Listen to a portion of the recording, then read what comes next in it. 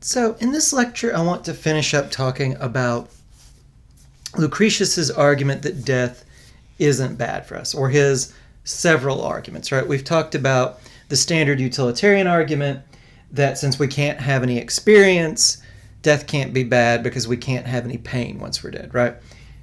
That seems to neglect this idea that, we can be harmed by being deprived of good experiences. That's how death harms us, right? Depriving us of something good. We looked at this other one, the symmetry argument. It says, well, if you're not sad about not existing sooner, which we aren't, you shouldn't be sad about dying and not existing later, right? Nagel, I think, rightly diagnoses what's wrong with this. Nagel says, well, look, you might think it's possible to have existed sooner, but when you really think it through, it isn't. If you existed sooner, it wouldn't be you, right? I think this is an interesting thing about personal identity, which we'll get into more in a little bit. Right? But you change your DNA, you change your environment, not going to be you, right? I remember when I was younger, my grandma, other relatives sometimes, this was back when the Soviet Union was still around, they'd be like, oh, aren't you lucky to be an American, right? You could have been born in Russia, you could have been a Russian. Have to live with the communist government. And, looking back, I said, well, no, I couldn't, because anyone who would have been born in Russia probably wouldn't have had my parents and certainly wouldn't have grown up in the same culture. They wouldn't have been me, right? I kind of wish I could have said that to my grandma. She always threw that as like a trump card, right? You're ungrateful. You could live in Russia. Wouldn't that be terrible? Anyway, point being, the symmetry argument doesn't work. Anyone born earlier would almost certainly have different parents, even if they didn't, it'd be a different sperm and egg, so not you. And even if they somehow, this doesn't seem possible, but somehow had the same DNA, they would have grown up in such a different environment, they'd be more like your slightly different identical twin than they would you, right? So the symmetry argument does not work, because when you think it through, existing earlier, just not consistent. So says Nagel, and I tend to think he's right. All right, so the not around to be harmed argument. This is a tricky argument. And it's also, because it's kind of tricky to get your head around, it's a little bit tricky to challenge, right? The not around to be harmed argument says, if you're harmed, you need to be harmed at a specific time. Well, when does death harm you? When death happens, you're no longer around, so you can't be harmed then. But how could you be harmed earlier? Because death hasn't happened yet, right? After it happens, you're no longer around. Before it happens, it hasn't happened. How could it be either of those times? Are you harmed the exact moment death occurs? Well, but, if being dead isn't bad for you because you're not around anymore, how could that be the case, right? So there seems to be something off about this argument. When you get in these questions of non-existence, non-being, things get tricky. But I think Nagel launches an interesting challenge to this argument, and I think there's some things to learn from it. So Nagel's challenge to the not around to be harmed argument is he imagines a case where someone has been brain damaged very severely. They used to be a normal adult person. They get brain damage. They're reduced to the level of a very young baby, right? But Nagel will say, let's imagine, and it might well be possible, that this person is happy in his new state. All he wants out of life is to be fed and clean diapers, and he's provided with that, right? He might even be happier than before, right? Because his desires, food, clean diapers, never frustrated, right? You, me, him before this horrible thing happened to him, lots of our desires are frustrated all the time. Well, Nagel says the whole Epicurean set of premises very deeply what Lucretius and Epicurus and the other Epicureans want to say, not just about death, but generally are challenged by this case. Well, why? Well, for one thing, I think we would all agree that someone who has suffered this injury has suffered a terrible harm. This is not good for him. But when has he suffered the harm, right? Is he currently suffering the harm of being brain damaged? Well, but that's weird, right? He's currently happy, right? If he's currently happy, how could he be suffering a harm? Was he harmed at the moment of injury and only then? Well, okay, but how could that harm him if the future state isn't bad for him if he's not harmed then, right? Has he suffered the harm before he suffered the brain damage? But again, it hasn't occurred yet, so that doesn't make sense either, right? So Nagel's point is the same things that the Epicureans say about death, you're not around to be harmed by it, it makes it, this guy's still around, but you have the same difficulty because he's not unhappy with the state, saying when exactly he suffers a harm, right? But there's a deeper challenge here to the Epicurean claim. There's a deeper challenge to this claim about what is bad for us, right? If pleasure is the only good thing and pain is the only bad thing, then it seems we can't say what's wrong with this guy's current state. Well, why not? Well, like I said, we can imagine him being happy, right? At least happy in the sense of feeling pleasure and not feeling pain. He's fed, his diapers are kept clean. He day to day has a life where he feels pleasure, not a whole lot of pain. All right, you can even imagine, right, if this guy's really well taken care of, if he feels more pleasure and less pain than you and me, he gets what he wants more often, he's frustrated less often. You might even say that this guy is having a good life and he's lucky to be in this state, right? You might even say that if given the offer to become like this guy, have our own brains damaged and be taken care of in this way, we should take it, right? We should all want to have this life. He's feeling pleasure and no pain. I very much doubt any of you would say we should want to have this person's life. I really hope not. If we were in class, I'm guessing one or two people might say this, and usually I get the feeling that those people are trying to irritate the professor, right? Play devil's advocate, whatever. I really hope that's true. Because the claim that we should want to be like this guy strikes me as just wrong, just nuts. Absurd, right? Well, this alone seems like, a reductio of this claim. But Nagel's going to say, well, look, where does this show us that the Epicurean has went wrong? Well, it shows us a few ways the Epicurean has went wrong. For one thing, it shows us that there are more things that are good and bad for us than pleasure and pain. There's more that's good for us than pleasure. There's more that's bad for us than pain, right? We have projects in life, right?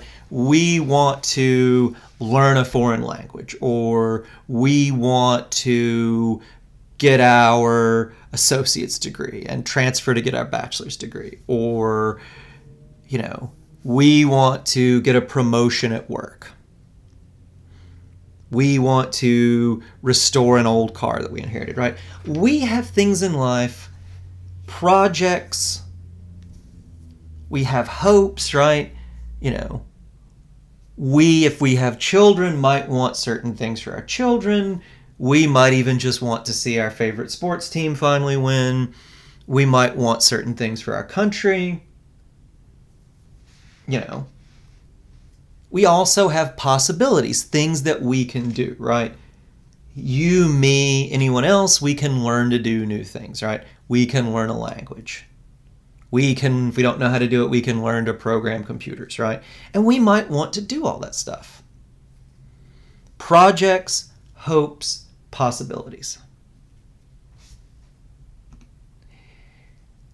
None of these things, Nagel would say, if we have projects we like, we probably enjoy them, but the value of those projects is not reducible to a pleasurable experience, right? If you like fixing up an old car or something like that, you spend all this time restoring it, making it new and shiny and pretty.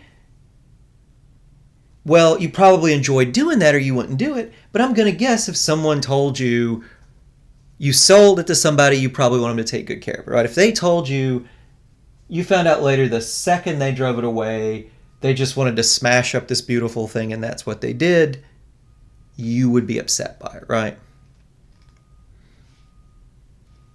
It means something to you that this thing you've restored stays in the good shape you've put it in, right? You might, to be in better shape. You might want to, I used to run races. That's been a while. I'd like to do it again. But, you might want to run a race, right? And you might want to finish, let's say, in the top 25% for your age group. If you found out later, if you looked and I did finish in this, and someone later told you, no, we were just lying to make you happy. Doesn't really matter because you had the experience of thinking you did. Isn't that all you wanted? You'd say no, right? My project is to actually do well in this race. It's not just to think I did, right? So Nagel will say, there's more that matters to us than experience. And that's actually what makes death even worse. It's what makes death so bad for human beings, in a way that it's not for animals, Nagel will say, right? Death harms us by depriving us of pleasurable experience. Yes. But death also thwarts these other things that go beyond experience, our hopes, our projects, and our possibilities, right? Look, if you have kids, you want to see them grow up. You probably want to see your grandkids, right? Well, if you die before they grow up, you don't see that. If you die before they have grandkids, you don't see that, right? But think of this, even if you're lucky enough to live to see them grow up, have grandkids, it doesn't seem crazy to want to see your great-grandchildren, right? Doesn't seem crazy. Very few people live this long, but there's nothing weird, I think, about wanting to live long enough to see your great-great-grandchildren. Yes, there's the experience of seeing them, right? But having a relationship, becoming acquainted with these people, being in their lives, goes beyond just the experience of seeing them, right?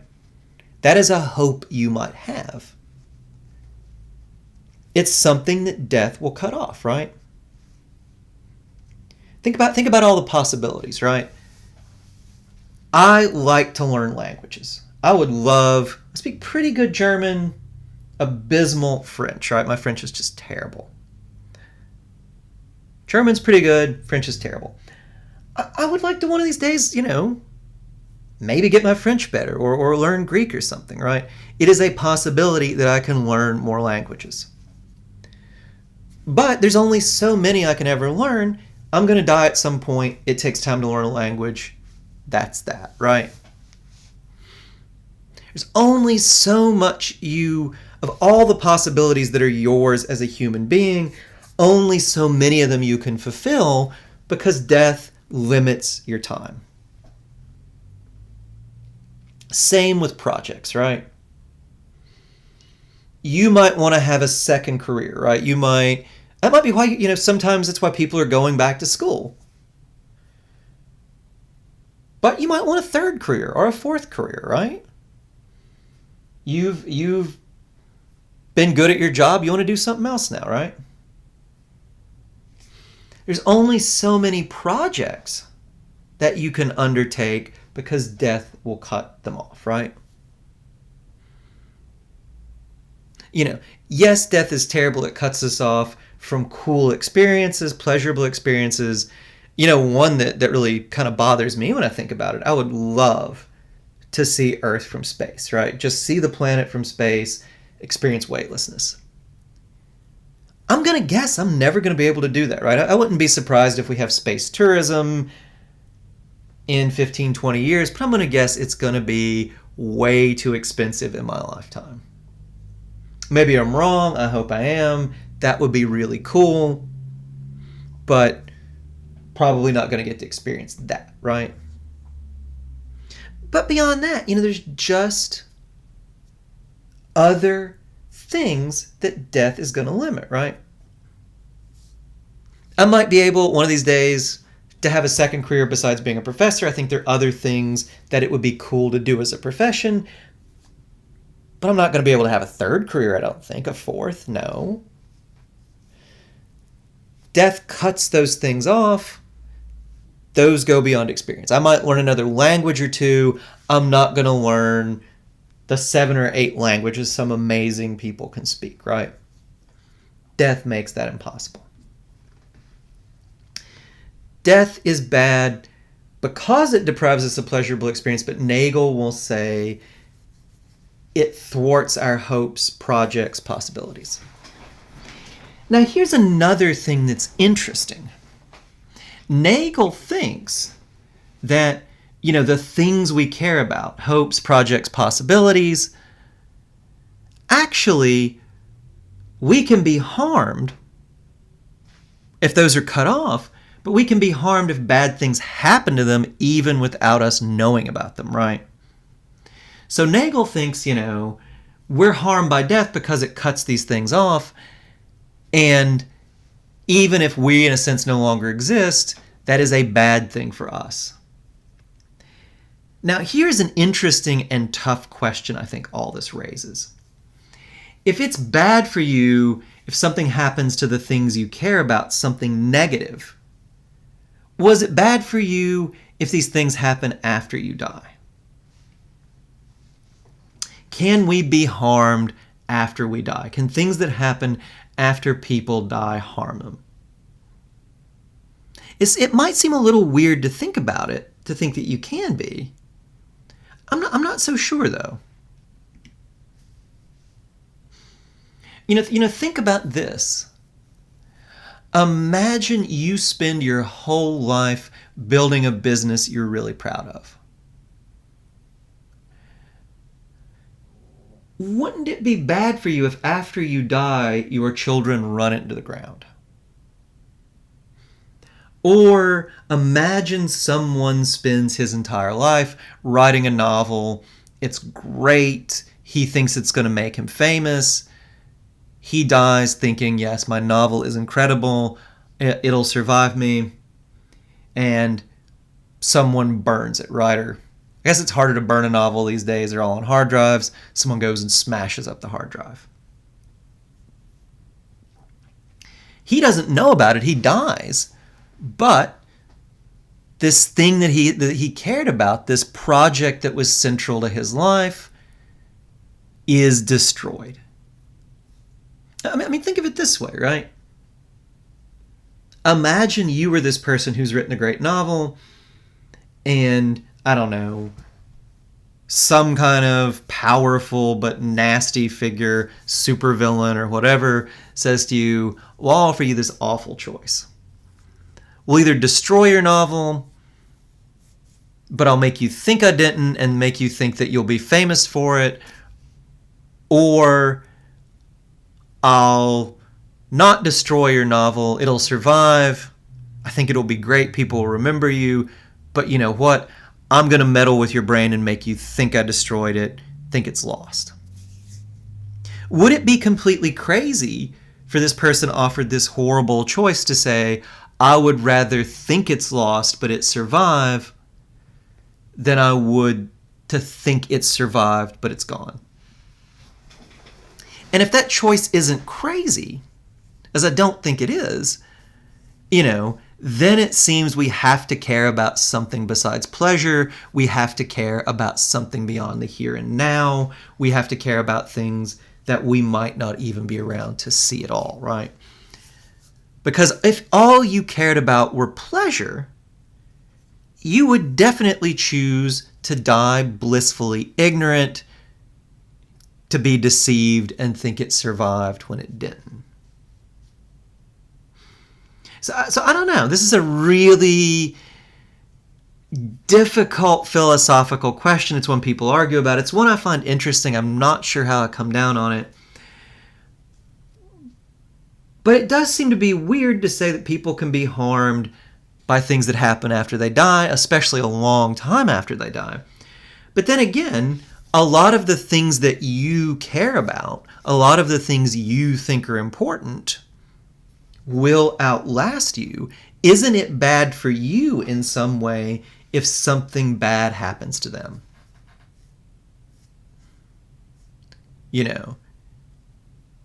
You spend your entire life fixing up this beautiful old house. Your kids tear it down to put, it's the pride and joy of your life. The second you die, your kids tear it down to build something terrible on it, right? Even though you're not around to see that, isn't that bad for you because your life's work has been destroyed? I don't know. I think this is an interesting question. It's a very hard one. It's hard to know how to come down, but I think these are the kind of issues that Nagel raises. But at the very least, I do think Nagel establishes two things here. One, experience isn't the only important thing. That seems, that first thing seems very important for thinking about death, because it's not just that death deprives us of good experience, death deprives us of a lot of other things we find valuable. Second, I think Nagel does a good job of showing that the things that are important for you, the things that are good or bad for you, don't necessarily have to be confined to happening during your life, or definitely during a certain point in your life. All right. So ultimately, I think Nagel does a pretty good job showing even these two more clever Epicurean arguments that death isn't an evil don't work. All right. But in the next few lectures, I want to revisit, or maybe not revisit, but revisit this idea that death might not be an evil. And I want to talk about some more clever, or not just clever, but more promising arguments for this position. Talk about Bernard Williams, rather famous one, and a more recent one by Samuel Scheffler.